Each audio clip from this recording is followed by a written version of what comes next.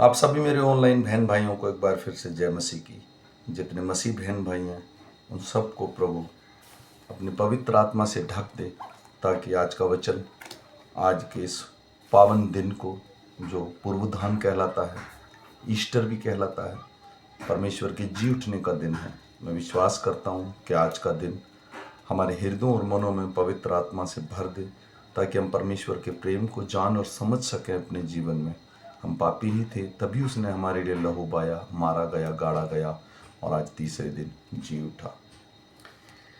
आज तारीख है 20/4/2025 और हम शाम का वचन पढ़ेंगे। हम पढ़ेंगे 2 शमूएल की पुस्तक में से 9, 10 और 11 अध्याय। इसके पढ़े और सुने जाने पर प्रभु की आशीष हो। जो मेरा बहन भाई मसीह बहन भाई मुझे फॉलो करेगा 365 दिन, वो करीब पूरी की पूरी बाइबल कंप्लीट कर लेगा। मैं विश्वास करता हूँ कि आज का वचन हमारे हृदय और मनों से बात करेगा और हमें घर से बाहर जाने में और अंदर रहने में प्रभु ने मदद किया और हमको सही सलामत रखा। इसलिए आई हम प्रभु के वचन को ध्यान करेंगे। दाऊद ने पूछा, क्या शाऊल के घराने में से कोई अब तक बचा है जिसको मैं योनातान के कारण प्रीति दिखाऊं? शाऊल के घराने का सीबा नामक एक कर्मचारी था। वह दाऊद के पास बुलाया गया और दाऊद ने उससे पूछा, क्या तू सीबा है? तब उसने कहा, हाँ, तेरा दास वही है। राजा ने पूछा, क्या शाऊल के घराने में से कोई अब तक बचा है जिसको मैं परमेश्वर की सी प्रीति दिखाऊं? सीबा ने राजा से कहा, हाँ, योनातान का एक बेटा है जो लंगड़ा है। राजा ने उससे पूछा, वह कहाँ है? सीबा ने राजा से कहा, वह लोदबार नगर में अमीएल के पुत्र माकीर के घर में रहता है। जब राजा दाऊद के दूत भेजकर उसको लोदबार से अमीएल के पुत्र माकीर के पास से बुलवा लिया। जब मपीबोशेत को योनातान का पुत्र और शाऊल का पोता था दाऊद के पास आया, तब मुंह के बल गिर के दंडवत किया। दाऊद ने कहा, हे मपीबोशेत। उसने कहा, तेरा दास को क्या आज्ञा? दाऊद ने उससे कहा, मत डर, तेरे पिता योनातान के कारण मैं निश्चय तुझको प्रीति दिखाऊंगा और तेरा दादा शाऊल की सारी भूमि तुझे फेर दूंगा और तू मेरी मेज पर नित्य भोजन किया करेगा। उसने दंडवत करके कहा, तेरा दास क्या है, तू मुझ ऐसे मरे हुए कुत्ते को दृष्टि करे। तब राजा ने शाऊल के कर्मचारियों सीबा को बुलवाकर उससे कहा, जो कुछ शाऊल और उसके समस्त घराने का था वह मैंने तेरे स्वामी के पोते को दे दिया है।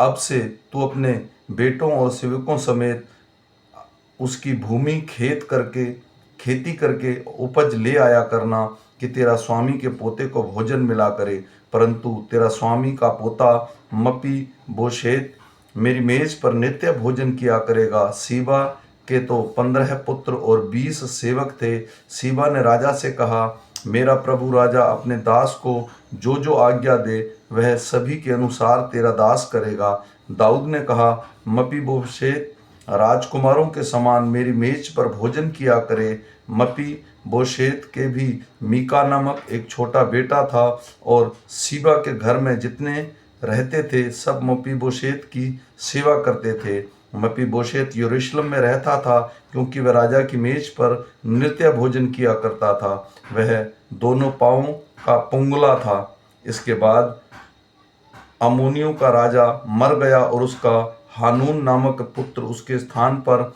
राजा हुआ। तब दाऊद ने सोचा, जैसे हानून के पिता नाहाश ने मुझको प्रीति दिखाई थी, वैसे ही मैं भी हानून को प्रीति दिखाऊंगा। तब दाऊद ने अपने कई कर्मचारियों को उसके पास पिता के विषय शांति देने के लिए भेज दिया।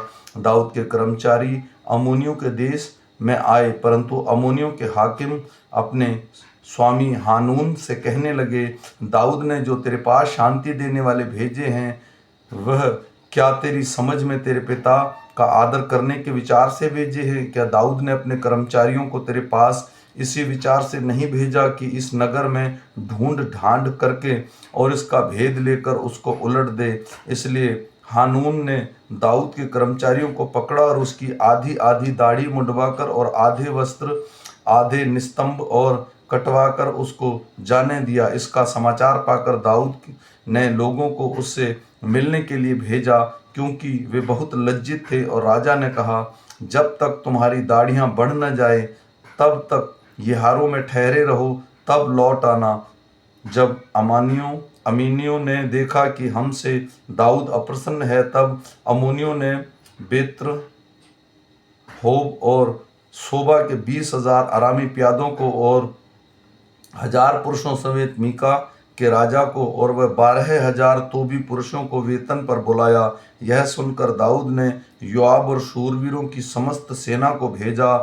तब अम्मोनी निकले और फाटक ही के पास पांति बांधी। तब सेबा और रहोब के अरामी और तोब और उसका माका के पुरुष उससे अलग मैदान में थे। यह देखकर कि आगे पीछे दोनों ओर हमारे विरुद्ध पांति बंधी है, योआब ने सब बड़े बड़े इजरायली वीरों में से बहुतों को छांटकर अरामियों के सामने पांति बंधवाई और अन्य लोगों को अपने भाई अभिषेक के हाथ सौंप दिया। और उसने अम्मोनियों के सामने उसकी पांति बंधवाई। फिर उसने कहा, यदि अरामी मुझ पर प्रबल होने लगे तो तू मेरी सहायता करना, और यदि अम्मोनी तुझ पर प्रबल होने लगे तो मैं आकर तेरी सहायता करूंगा। तू हियाव बांध और हम अपने लोगों और अपने परमेश्वर के नगरों में नियमित पुरुषार्थ करें, और यहोवा जैसा उसको अच्छा लगे वैसा ही करे। तब योआब और जो लोग उसके साथ थे अरामियों से युद्ध करने को निकट गए, और वे उसके सामने से भागे। यह देखकर कि अरामी भाग गए हैं, अम्मोनी भी अभिषेक के सामने से भागकर नगर के भीतर घुसे। तब योआब अमानियों के पास से लौटकर यरूशलेम को आया। फिर वह देखकर यह इजराइलियों से हार गए और अरामी इकट्ठा हुए, और हददेजेर ने दूत भेजकर महानद के पार से अरामियों को बुलवाया, और वे हददेजेर के सेनापति शोबक को अपना प्रधान बनाकर हेलाम को आए। इसका समाचार पाकर दाऊद ने समस्त इजराइलियों को इकट्ठा किया और यरदान के पार होकर हेलाम में पहुंचा। तब आराम दाऊद के विरुद्ध पाती बांधकर उससे लड़ा, परंतु आरामी इजराइलियों के सामने से भागे, और दाऊद ने आरामियों में से 700 रथियों और 40,000 सवारों को मार डाला, और उनके सेनापति शोबक को ऐसा घायल किया वह वहीं मर गया। यह देखकर कि हम इजराइल से हार गए, जितने राजा हददेजेर के अधीन थे उन सबों ने इजराइल के साथ संधि की और उसके अधीन हो गए। इसलिए अरामी अम्मोनियों और सहायता करने से डर गए। फिर जिस समय राजा लोग युद्ध करने को निकला करते हैं, उसी समय अर्थात वर्ष के आरंभ में दाऊद ने योआब को और उसके संग अपने सेवकों और समस्त इजराइलियों को भेजा, और उन्होंने अम्मोनियों को नाश किया और रब्बा नगर को घेर लिया। परंतु दाऊद यरूशलेम में रह गया। सांझ के समय दाऊद पलंग पर से उठकर राजभवन की छत पर टहल रहा था, और छत पर से उसको एक स्त्री जो अद्भुत सुंदर थी नहाती हुई देख पड़ी। जब दाऊद ने भेजकर उस स्त्री को पुछवाया, तब किसी ने कहा, क्या वह एलियाम की बेटी और हित्ती उरिया की पत्नी बेतशेबा नहीं है? तब दाऊद ने दूत भिजवाकर उसे बुलवा लिया, और दाऊद के पास आई और वह उसके साथ सोया। वह तो ऋतु से शुद्ध हो गई थी। तब वह अपने घर लौट गई और वह स्त्री गर्भवती हुई। तब दाऊद के पास कहलावा भेजा कि मुझे गर्भ है। तब दाऊद ने योआब के पास कहलावा भेजा, हित्ती उरिया को मेरे पास भेज। तब योआब ने उरिया को दाऊद के पास भेज दिया। तब उरिया उसके पास आया। तब दाऊद ने उसको योआब और सेना का कुशल क्षेम और युद्ध का हाल पूछा। तब दाऊद ने उरिया से कहा, अपने घर जाकर अपने पांव धो। और उरिया राजभवन से निकला और उसके पीछे राजा के पास के कुछ इनाम भेज दिया। परंतु उरिया अपने स्वामी के सब सेवकों के संग राजभवन के द्वार पर लेट गया और अपने घर न गया। जब दाऊद को यह समाचार मिला उरिया अपने घर नहीं गया, तब दाऊद ने उरिया से कहा, क्या तू यात्रा करके नहीं आया तो अपने घर क्यों नहीं गया? उरिया ने दाऊद से कहा, जब संदूक और इजराइल यहूदा झोंपड़ियों में रहते हैं और मेरा स्वामी योआब और सारे स्वामी के सेवक खुले मैदान में डेरे डाले हुए हैं, तो क्या मैं जाकर खाऊं पीऊं और अपनी पत्नी के साथ सोऊं? तेरे जीवन की शपथ और तेरे प्राण की शपथ, मैं ऐसा काम नहीं करने का। दाऊद ने उरिया से कहा, आज यहीं रह और कल मैं तुझे विदा करूंगा। इसलिए उरिया उस दिन भी दूसरे दिन भी यरूशलेम में रहा।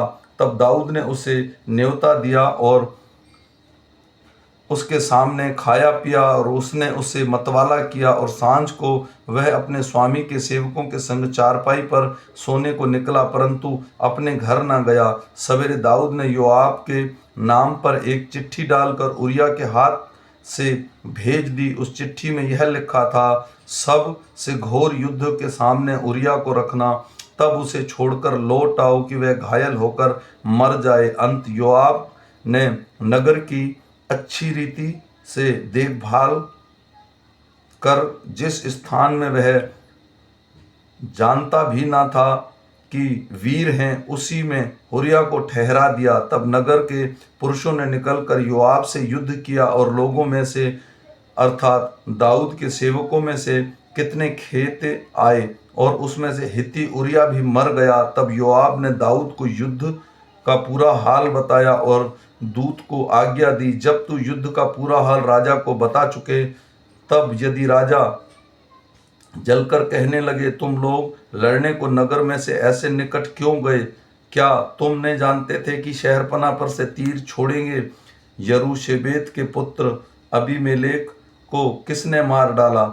क्या एक स्त्री ने शहरपनाह से चक्की का ऊपरला पाट उस पर ऐसा ना मार डाला था कि तेबेस में मर गया?